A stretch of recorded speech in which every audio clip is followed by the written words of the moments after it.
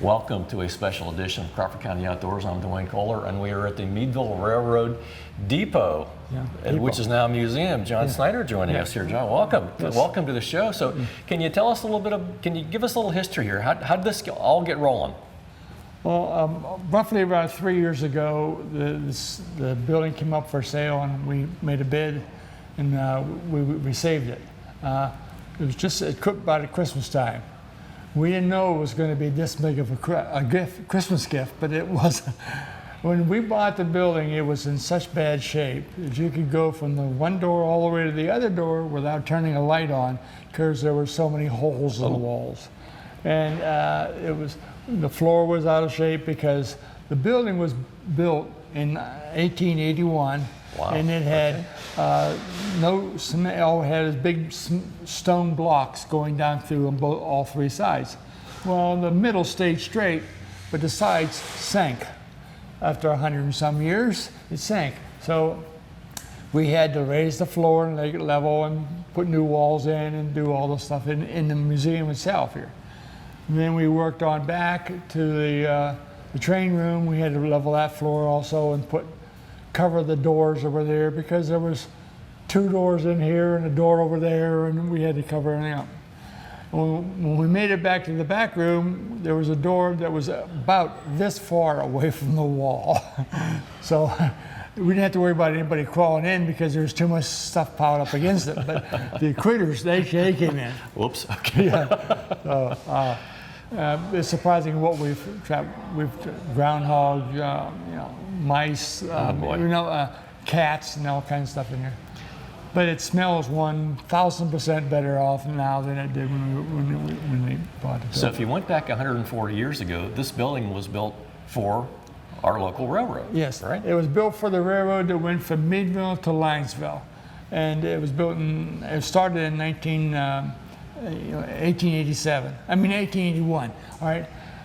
But they didn't have enough money to do it, so Pennsylvania took over, and they built the rest of the track. Oh, okay. They kept it for about 2 or 3 years, but they kept the profit. And well, finally the people in Meadville decided that was enough of that, so they wrote a new contract, and they started running it. They ran 7 trains out of here to Linesville every day. Wow. But there was also 32 trains going by the track every day. And so it was a very busy hub. Busier here because it was mostly agricultural, and then of course we had Visco's and Talon and all these other places down here. That's why it was busy here. Then finally it moved north because Erie started getting bigger and bigger and bigger. Now, this part of the building here where our restrooms are, that was built in 1907, and the last 50 feet was built in 1907. Wow. So I'm not sure exactly what year. Ed may be talking to you later. He's the historic, he knows all the facts and stuff. All I know about this building is what we've been doing, and we've been doing a tremendous amount. We'd have all the new walls inside and all the floors and new windows and stuff like that. So this is going to be a great reminder for folks about some local history here, about what things were like 120, 130, 140 years ago. Yeah, right. And it was surprising how many. Of course, the train went to Linesville until the cars started coming. Then the farmers realized they could also now, instead of putting it on a train and going to Pittsburgh or Cleveland or someplace, or Erie or someplace, or New York City or Chicago, now they found out that a wagon wasn't going to do it, so they put it on the train. Right, sure. So then finally, when the trucks started coming, then the business dropped off. But this part of where we're standing is about where the line was, and this part of the building was pastures, and the rest was all freight. Wow. Okay. I'm real curious about that map on the wall there. Can you give a little story about that map that's on the wall there? The map shows that Meadville is halfway between Chicago and New York City, and we had a house about the end of Chestnut Street called the McKinley House, and they had that was the best restaurant and the best hotel on the track. And it was very, very busy. But then it had a fire, and then they built the new train the Erie train station. But it is more of a historian on this, and I'm just being. Okay. I thought I remembered from many, many years ago hearing the story that when President Lincoln was assassinated, that the train came through this area, anyways, with him on, and people all the way along they would stop, and people would, I'm not sure. I mean, that's a question I've never been asked before. Okay. Have to look that up and find out. But it's interesting to see. Okay, there's New Jersey and New York way over there, and Chicago over there, and Meadville right in the middle, and it's like Meadville area. Oh, that's no big. That's just a little also, little short spot there. That way you can go down to Pittsburgh and up to Cleveland and Erie and all that. We have a map on the wall over there that shows more of the traffic, more of the lines that go all over. There was a lot of different railroads in this area, so that's what. So what's the plans for this building for down the road? Well, this building, this end is going to be a museum. Okay. Then in the middle we have a train room, and it's going to be changing all the time because we're going to be adding and subtracting all the time. Then the back room, which we just did the floor and the walls and everything like that, it's going to be our activity room. Okay. Now, one thing nice about this building, you're never going to have to pay to get in. No matter if you're having a birthday party or something like that, it's all donations. Awesome. Okay, and because awesome. we find out when we treat people really good, they donate quite well. So okay. That's a great idea. And so I mean I'm hearing saws and I'm hearing things going on today. So what's the status? How far along is this going? Well, right now we're trying to get the outside of the building done so we can get it painted. We have some grants in the works and that we're working on now. We're trying to get from the platform outside up so we can paint it, and then we're working on the bottom because all there was a lattice. Well, a lattice doesn't stop a groundhog, and of course this wall doesn't stop it either. But it just we're working at it that way, and of course we have the new roof and everything like that. So everything is, with air, we have now air, so that's why we're not sweating in here. For the outdoor show, one time we did a groundhog hunt on the show, and I took the groundhog that got harvested to our celebrity chef, and she kind of they aren't good to eat. So it's like groundhogs, they're just kind of a nuisance. They're just kind of a pain in the neck. Yes. So when you do go for hunting one, it's like you're doing a community a favor there to get them cleaned up, because all they do is make a mess and dig holes all over the place and whatever. And we have a nice family of rabbits that live in there too. So now those are pretty good to eat. Rabbits are pretty good to eat. Well, yeah. We're not harvesting our critters. We're just. But it was amazing that when Farm and Garden left here, they just left. And there was files about this high on the wall upstairs and stuff, and the one desk even had slippers under it still. So it was, then they had a sale, and of course they didn't go upstairs and take anything out of there. And of course then we had to bring some college students down from here in Allegheny, and we filled a huge big dumpster in a day and a half. So this has been quite the project then. Been quite a project, yes. How far along do you suppose, how long do you think it'll be till it's all wrapped up and ready to roll? Basically what we have to do in here yet is we have to make some more showcases. Okay. Because we need more showcases built. And they're going to match the one that's on the wall there, and going to be 4 of them in the middle and stuff. Okay. And then we're pretty close, except for some some doors and stuff like that. Okay. When we go back to the back room, we're going to have a bathroom and a utility room with a sink and stuff in that too. Can you talk for a second about some of the historical stuff here over your shoulder here? There's some. They look like uniforms that maybe some of the old railroad workers wore. Those are uniforms that they used to wear, and of course Sal here, that's Sal because. He has Italian shoes, and we went to Salvation Army and got his clothes. So, not his uniform, but other stuff. And I wish we'd have had a tape of the man and woman that put the clothes on, because that mannequin doesn't bend. I'm sure that's not the easiest thing in the world to do. I would have loved to have had it. That would have made that would have made TV and national news, I think. But then we have a gentleman donated his collection of trains, and well, part of its collection. Then we have over there in the one against the blue wall there, we have a loop that they used to put a message on and hold it up, and the engineer would reach out with his arm and grab a hold of it. Wow. Now, Okay. if the engineer liked you, he tossed it right back. If he didn't, he waited about a mile, just to be nice. Then you had to go look for it. Then you had to go look for it. Okay. Well, finally they made a Y thing with a piece of string, so he just reaches out and grabs it. Okay. Of course, now you had to have one for the engineer, and you also had to have one for the conductor, which is done in the caboose, because they didn't have radios. They just, and the train was a little bit too long for him to yell back. So it was, but it's been interesting.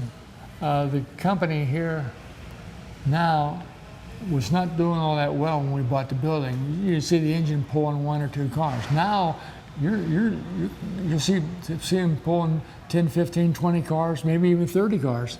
I have seen them frequently. Yeah, which is a good for everybody, and so but we have other memorabilia. I see a bell over there. What's the story with the bell? That was on an engine, same like this was. And one over here. Okay. Yeah, and that's about the right size. You can see on the picture up above there with the engine, that is, they're about that big. Now some of them were a lot bigger. So that was to let you know that the train was coming through. Yeah, for safety reasons, right? Yeah, when it's coming to a crossing, they blow the whistle and then ring the bells. And ring the bell mainly when you're in the yard, so that the people walking around knows that there's a train that's moving. So because they're not making a whole lot of noise in the yard. And those bells are like beautiful. I mean, I'm surprised that they didn't get beat up, for their long lifespan here. And we have another bell coming. It's even bigger. Wow. It's being polished as we speak. So. Okay. But it just takes all the little things like that. Like we have a map in the train room, and I thought, boy, that's what was the yard, and it showed part of the town. But I find out it's been very interesting because people say, well, that's where my grandfather lived, and that's where my aunt lived. Yeah. And 45% of the people here in Meadville work for the railroad. And the reason for that is we have a chart back there, and my wife's grandfather was worked in the roundhouse. He was a boilermaker, and he made $308 a month. Now in 1921, that was a good wage. That sounds like a big deal back then. Yeah. And he was one of the lower paid, compared. Wow. There's a whole chart there.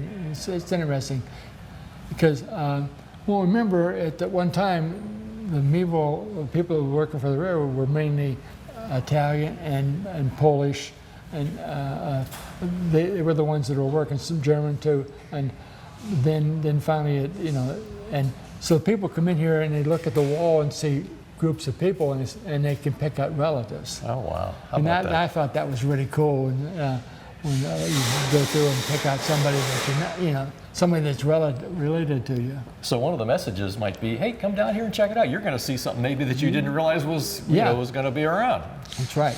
And we're accepting all the memorabilia that we can get, and because we never know what's going to come through the door that's going to be interesting to 2 or 3 people. Now, right now we have an engine on the wall there, and it was 1921, Wow. pre-war stuff, and it is, a lady brought it in, and she was so happy. Wow, how about that?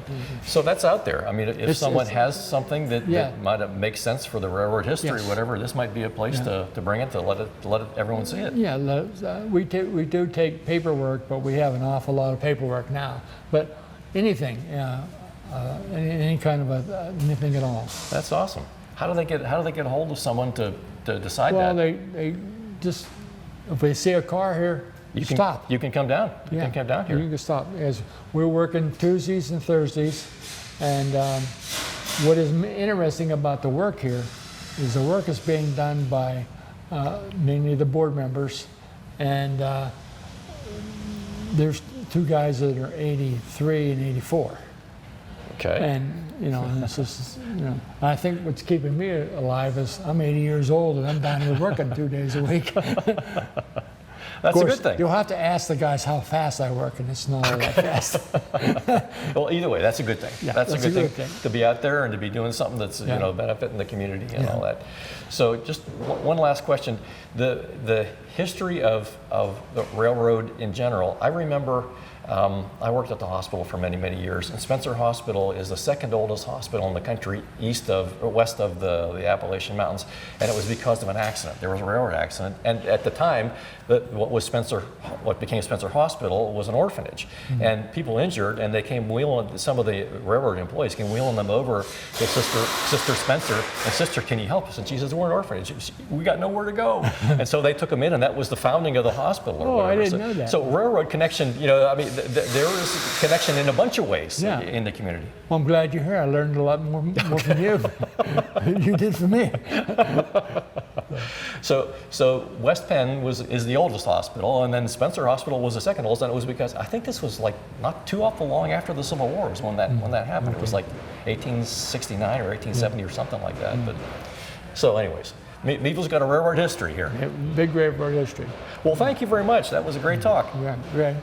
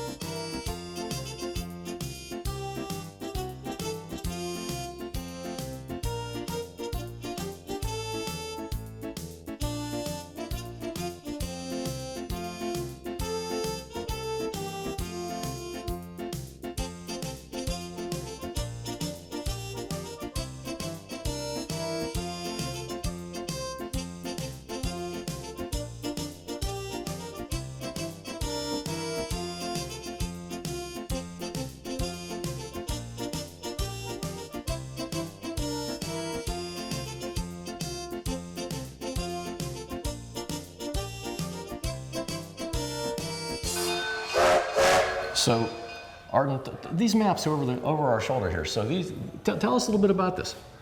What we have here is we had a switching yard here. It was halfway between Chicago and New York, and the brakes had to be checked here. And also, you had Youngstown. You had a lot of cars coming in here and going out to different areas. So we had around 10 tracks in the east yard, and I can't remember exactly. I think there was around 12 or 15 in the west yards. Okay. This half down here is east yard. Now the tower that you see down there off the bridge is right here. Okay. At this time, the yard office was over in here somewhere, back in the old days. I was just a kid then. Now, it's funny, the map there, I see street names on there, and the streets are just not kind of lined up that way anymore. All these lines there, these are all the railroad lines These here? are the tracks. Okay. And this is Clark Road, where you come down over the hill. It's still there. And if you look down across there and come this way, that's where that tower is, right here. Oh, okay, okay. And then, I guess maybe the thing that's making it different to me is there's no Smock Bridge, because Smock Bridge would go over like right in here, right? Yeah, okay, okay. In fact, here somewhere, there's a canal marking. I see, it says feeder. Yeah, there it is, there, the feeder, because if you go down Clark Road there, you can look to your left coming down and you can see there's a road now on the bank of the canal. And that wandered all the way down through the Concord and down to Shaw's Landing, across French Creek down there. So now, what was your work back in the day when you worked? Well, with you come to railroad? work, you worked supposedly 8 hours, and what you did is you went into the tower, which was here, and the conductor went and got his list. And what they did is he got a switching list, the car numbers that on it, paper, and you put that on your arm with rubber bands. Wow. And then you had 2 trainmen, and they throw the switches. And you had this switch numbers. So that was to get them lined up to be on the right track for where they were headed, well, right? I'll show you. And then we had a lead goes up here, and you see all the switch leads coming out here on the west yards. So the brakemen's would be stationed down along here, and the conductor would be here. You'd have about 25 cars pulled out north of Meadville towards the old Sunbeam plant there. Okay. And then the engineer will look out the window, and conductor will look down and he'd see he's got 2 cars going to number 2. He'd give him an eyeball, and he'd start kicking the cars, and you reach over and you pull a lever. Wow. The brakeman already knows that goes to number 2, so it didn't have to get it going too fast. And then he'd swing them down and give them a back up, and the car would drift down, go in, and then the brakeman would look and see he had a number 6, which would be down in here. Everybody's seen a train go past a million times, but they never knew all the details, all that kind of stuff they had to get them all. Yeah, well, you had, at one time we had 3 crews doing it 24 hours a day and working in the yard. Wow. Switching cars. My guess was, I think if I remember right, somewhere over 2,000 cars went through the yard. A lot of them weren't switched. Wow. But we're on trains. We had straight through trains. At one time we had roughly around 25, 30 trains that didn't, you just add a car or 2, maybe take a car How about out. that? Some of them went straight through. Others were totally made up. So we also had the oil run. We had a switching going to Jamestown. We had a Meadville. At one time, we had a switch engine just doing the Meadville. Wow. Avtex, all those plants.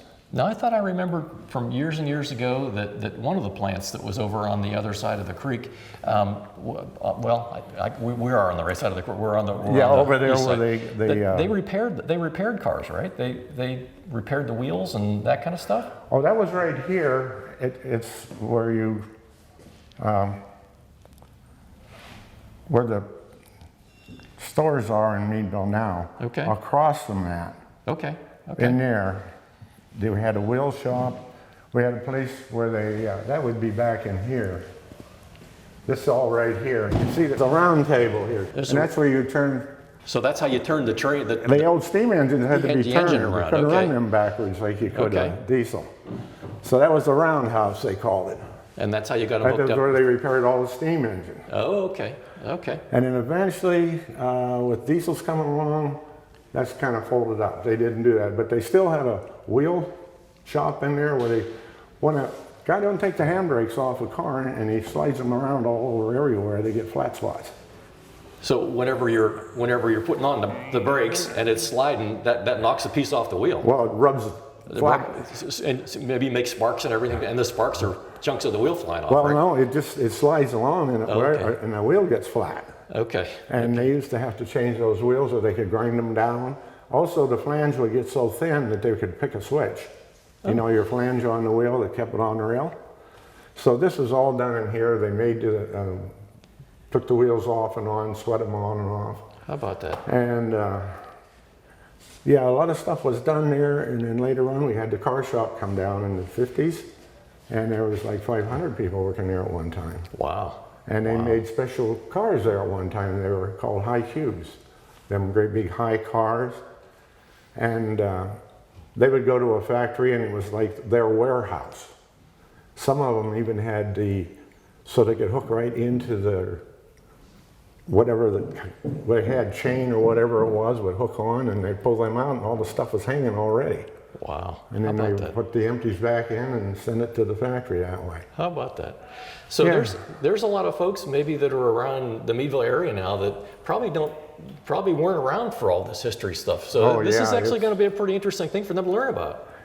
It's a shame because, one time, this was a railroad time. Well, Spencer Hospital, you know that story. We both worked at Spencer. Absolutely. And yes. The railroad had the Norfolkies they were at one time, and they were not doing good. And then the railroad had a wreck, and they had 15 beds that they were able to used. So what used to be an orphanage became a hospital. Hospital, right. It became a hospital, you betcha. How about And that? then later on, the other hospital was built. And yeah, Meadville, I don't think would have had Avtex here because they had a lot of high volume coming. Talon used to have a lot of stuff there. There was right over here across where Lloyd's now. Used to be a rail in there. So this would have been the days before 18-wheelers were routinely available. How do you get the heavy materials to and from, all those places? So Yeah, you're right there. That kind of put the kibosh to us. sure. Yeah, the rails now are doing, they're hauling containers and they put them on a boat, lock them down, they come here, they take them off, they can put them on a rail car and send them 300 miles, 1,000 miles, take them off, put wheels on them, hook on a truck. Wow. And that's the way the business is done now. How about that? And yeah, we probably at one time, I'd say around the 40s, 50s, probably 2,000 people were working on the. Holy mackerel.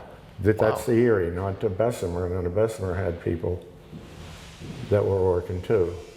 But you had track repair, you had signal repair, and you had yard work, and then you had the main line work. Now, I was born in the late 50s, and I remember at elementary school, everybody would talk about, where's your dad work? And everybody's dad worked at Talon or the Viscos or the railroad, the rail yard. That's where everybody, Yeah, and that was, so things have really changed a lot. Yeah, they left, and nobody works on the railroad now. Yeah, it was, it was a big employer. And a lot of people were really mad because in the morning we were like halfway, and for some reason or other, around 10 o'clock, all these through trains come in.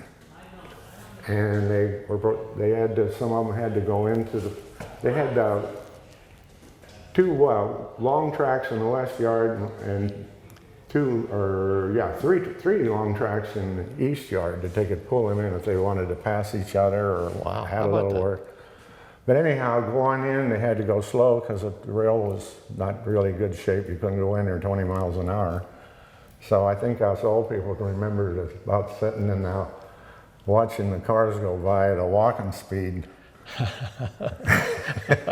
And you're trying to get to work. So one time the railroad was not liked too well. Well, let me get your opinion on one thing. So what do you think if someone is around town and really has kind of like no knowledge of this? I mean, they should, this is my opinion, I want to see what you think. They should come over here. I think we should. You should come down here and we'll give you a little demonstration. Get some history here about how this all came together. We have a lot of stuff here, and we can show you what they used it for, or tell you stories about the railroad, and whatever. They should know. Well, thank you. Alrighty. Thank you for the history. Okay, thank you.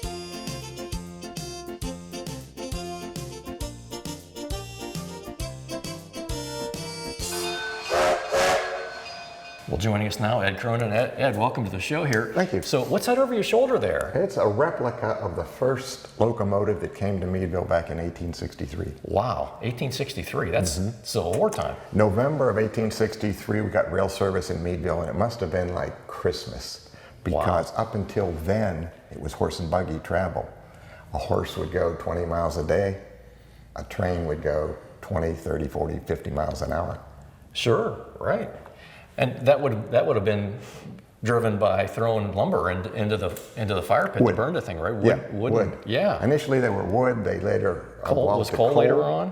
In areas that had oil that was plentiful, like the Southwest, without many trees, they would use oil. Wow. And some of the tank engines used in plants, they just use compressed air to fill up the tank, and then that would drive the locomotive. How about that? No smoke. So can you give us a big picture of what's going on here now and things that are coming up? Yeah, we're about to do our grand opening. The grand opening weekend will be July 16th and 17th. We'll have crafters out there. We've got blacksmiths coming. We've got a wood carver coming. A lot of things to see. We're hoping to get farther along with the exhibits, but right now we're concentrating on getting the exterior of the building prepared so we can have it painted and everything will look new. So the building itself, I've been hearing about this now for several weeks and talking to folks here even today, and it's making great progress. And I never really realized how much, how many things had to be patched up and how many things had to be put back together and so on. That's a big deal. I mean, this project is a big deal. And fortunately, our president, Bernie Hanmore, has had a lot of experience in construction. He's a carpenter, a cabinet maker. He used to run jobs up in Erie, large jobs. And he's got the tooling, the expertise, the knowledge, and the connections in the area that made this project go a lot smoother than it would be if we were just a bunch of rookies trying to do it. This is one of those places on here on the corner of Mead Ave and right by the Parkway that people probably go past every day, and really don't even don't even think about it or whatever. Yeah. What would you want in somebody's brain, to think about this spot? This was the center of Meadville and what made Meadville a railroad town back in the 1850s, 60s, 80s. This building wasn't built until 1880. It was finished in 1881. But up the street, just behind the boat place, was the original Meadville Erie Depot that saw the first train come in 1863. So what would you like folks to, would you like them to come down and check all this stuff out? Sure. This is not only a railroad museum, but it's a public meeting space. Our back room is 1,500 square feet, and it's available to the general public for family reunions, birthday parties, wedding showers, special presentations, meetings, whatever you like, and there is no set fee. It's by donation. Okay. Our business model is the Cambridge Springs Trolley Station, which we found that not charging for the use of the facility is better as far as tax purposes are concerned, but we think that our people that use it donate more than what we would consider a fair market value for renting it. So this is now a new community asset, almost like a park or something like that for folks to be able to use, in lots of different ways.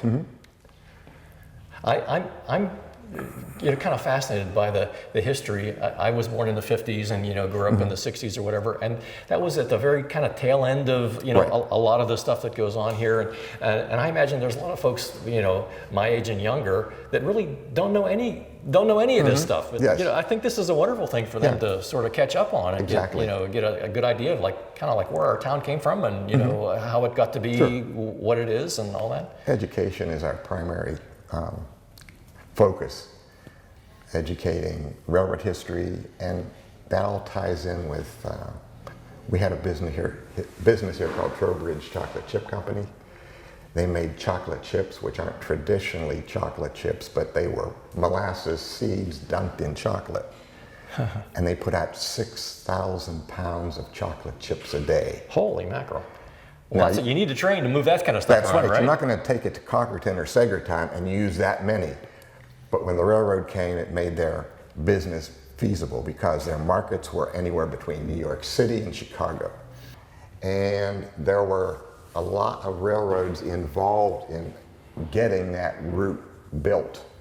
For example, it started in New York City with a group of businessmen that wanted to build a railroad from New York to Lake Erie, and that was the name of the railroad, the New York and Erie. Okay. And it started in Piermont, which is on the Hudson, and it went along the state line between New York and Pennsylvania to Salamanca, and then Dunkirk was the city they chose to have their connection with the lake boats of Lake Erie.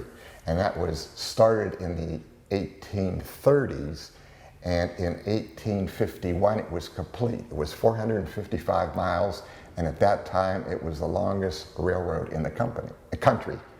So this was the way to get from New York to Chicago back in the day. No, you could get from New York to Dunkirk and then take a boat maybe to Chicago. Oh, okay. All the okay. rest of this That came along after. came along later. Oh, okay. Then we had William Reynolds in Meadville established the Atlantic and Great Western of Pennsylvania, which ran from Corey down to Greenville, and it connected with the Atlantic and Great Western of Ohio, Okay. which Okay. was in Marion, and it came to the Pennsylvania line, and then a group of businessmen in New York connected the Atlantic and Great Western of New York with Salamanca. So we had the New York and Erie leasing the lines of the Atlantic and Great Western all the way to Marion, Ohio. That took place about 1870 or so. In a short time later, the Atlantic and Great Western went into receivership and reorganized as the Nipino, the New York, Pennsylvania, and Ohio. The Nipino leased their trackage to what was then the Erie Railroad, and Erie had trackage to Marion, Ohio.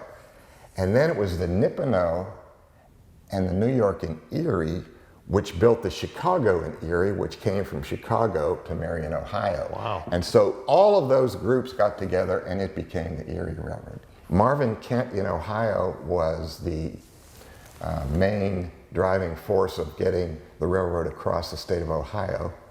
They named Kent after him. William Reynolds was in Meadville, of course, lived in the Baldwin Reynolds house. Baldwin Reynolds house, sure. And I can't find anybody that can name the people that organized the short piece from Salamanca to the state line, but that was the Atlantic Great Western of New York. When the three formed the Atlantic and Great Western Railroad, the first president was William Reynolds. And when the Bessemer and Lake Erie began from Pittsburgh to Erie, they started in Mercer County, and they were taking coal up to Greenville to put it on the Erie. Wow. And that was the Bear Creek Railroad, and the first president of the Bear Creek Railroad was William Reynolds of Meadville, and their headquarters was Meadville. How about that? And little by little, the Bear Creek became the Pittsburgh, Shenango, and Lake Erie, and finally the Bessemer and Lake Erie, and it connected Pittsburgh with Conneaut, Ohio. And Andrew Carnegie used that railroad to get iron ore from the Mesabi Range in Minnesota through Lake Erie down into his mills in Pittsburgh. And at the same time, they took the low-grade coal out of Pittsburgh north to Conneaut, Ohio, where it was distributed around the Great Lakes for power plants. How about that? That's so amazing. these two, the North-South Railroad, which was the Bessemer and Lake Erie, and the East-West was the Erie Railroad, all had their roots here in Meadville. That's awesome.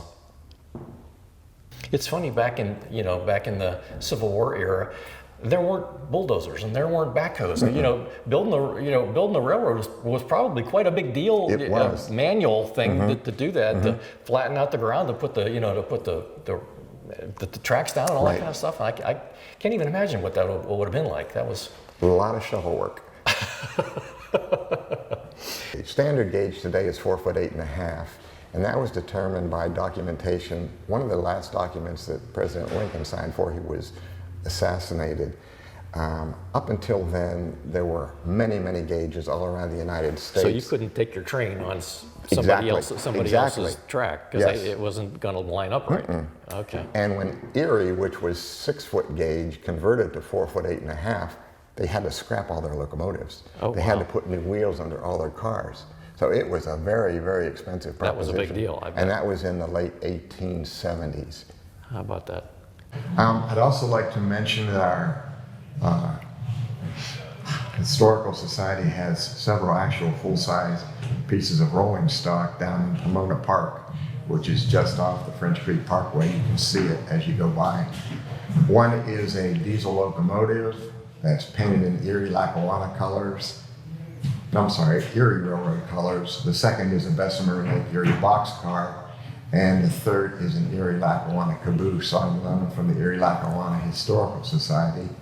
And then across Water Street from that, you'll see a great big yellow snowplow built in 1945 for the Delaware, Lackawanna, and Western Railroad.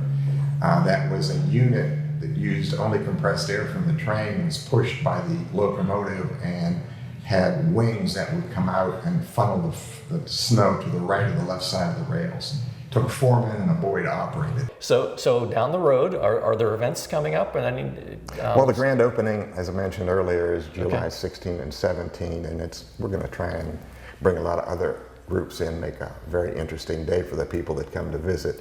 And then we'll be open every weekend till the snow flies, probably, okay.